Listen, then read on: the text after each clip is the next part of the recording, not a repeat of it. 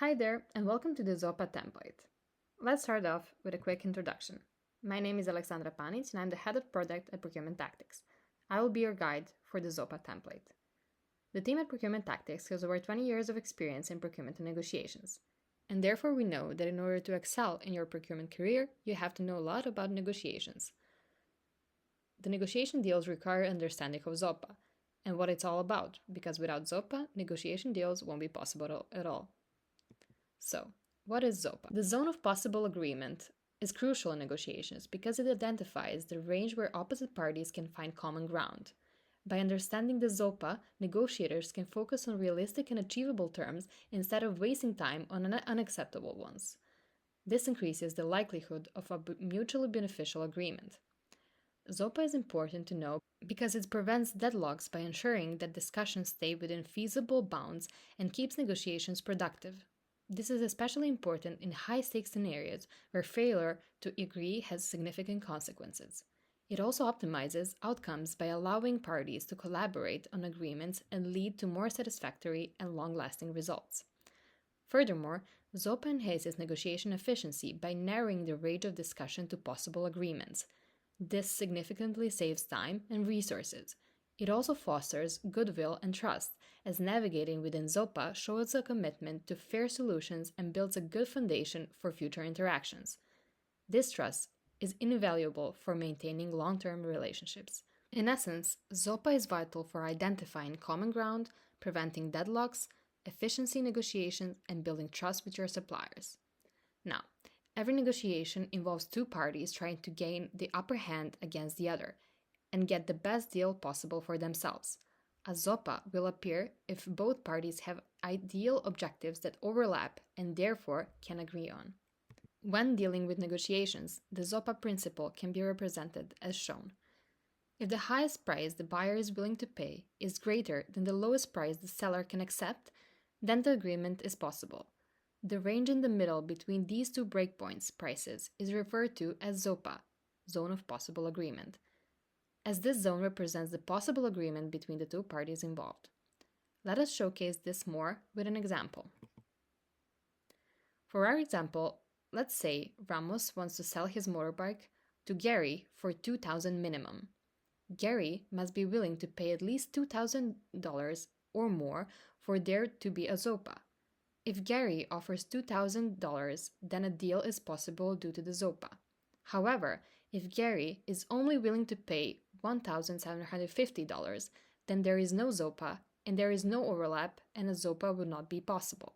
The problem with Zopa, though, is that both parties usually have an imprecise breakpoint price and make no formal attempt to assess probabilistic information about the other party's reservation price. The founder of Procurement Tactics shares his experience as a procurement manager when it comes to dealing with Zopa. He prioritizes investing as much effort as possible to get as much information as possible on sellers' reservation prices. This was a major help to him in knowing the Zopa and walking away from a negotiation with agreeable terms. Here are some additional tips that we have for you.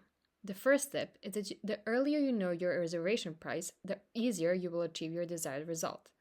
Next is that you should keep in mind that the opening extremes can be helpful in determining your opponent's breakpoint.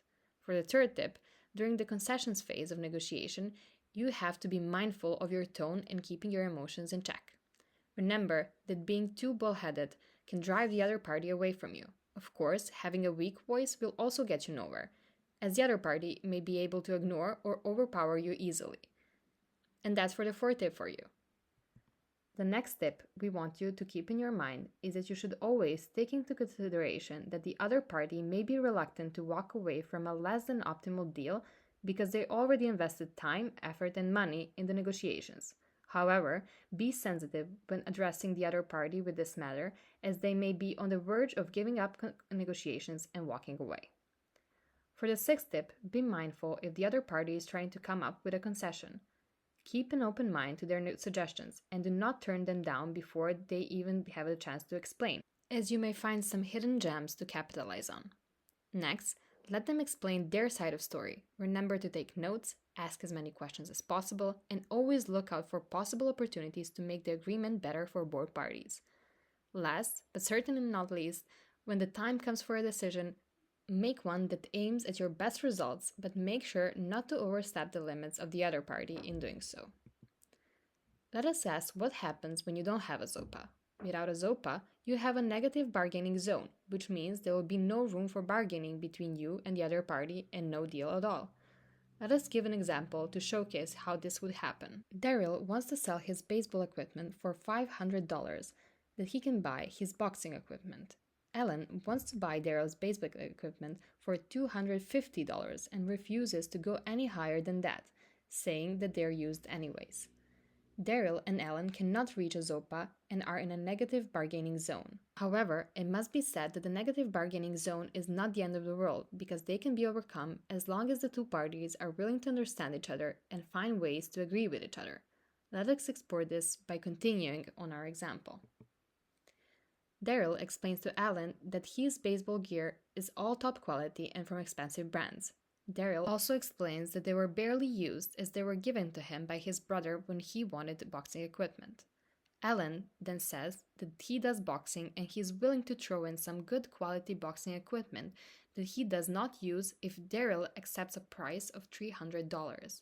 Daryl agrees to these conditions once they show each other the equipment and confirm each other's claims and their respective equipment is good quality and hardly used. This example shows that both Daryl and Alan have reached a Zopa and can make a successful deal. So if it's possible to work towards a Zopa, if there isn't already one, then make sure you do that. It is important to find alternative ways, and if you can exhaust all these alternatives before having to use your BATNA, best alternative to negotiate an agreement, then you should. That was all for your Zopa template. We have learned that no agreement is possible without having a Zopa, and to find ways to get a Zopa if you see that it is possible. Save your BATNA for when you absolutely cannot find your Zopa. Now, if you want to learn more about the processes of negotiations, then I highly recommend that you check out our negotiation course. If you're unsure about the whole course, we also have more templates like these for you to check out. We would recommend the BATNA in Negotiations template, Negotiation Preparation Toolkit, and In Negotiation Toolkit, or simply scrolling through our library for what templates of courses we offer to think what works best for you. Once again, this has been Aleksandra Panic, and we hope to see you in our next lesson.